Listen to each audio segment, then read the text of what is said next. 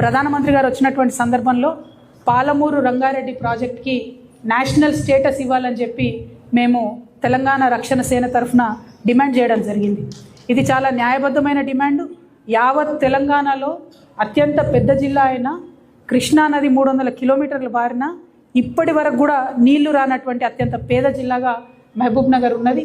అన్ని ఇండికేటర్స్లో అది విద్య కావచ్చు, వ్యవసాయం కావచ్చు, ఉపాధి కావచ్చు, ఎట్లా చూసుకున్న మహబూబ్ నగర్ జిల్లా ఇప్పటికి కూడా ఉమ్మడి మహబూబ్ నగర్ వెనుకబడి ఉండడం అన్నది శోచనీయం. మరి అటువంటి జిల్లా బాగుండాలంటే కేంద్ర ప్రభుత్వం ఖచ్చితంగా పాలమూరు రంగారెడ్డి ప్రాజెక్టుకి నేషనల్ ప్రాజెక్ట్ హోదా ఇవ్వాలని నేను డిమాండ్ చేస్తూ ఉన్నాను.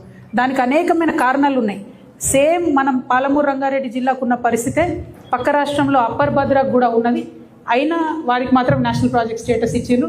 అయినా మన ముఖ్యమంత్రి ఒక మాట కూడా మాట్లాడకపోవడం అన్నది తీవ్రమైనటువంటి అన్యాయం.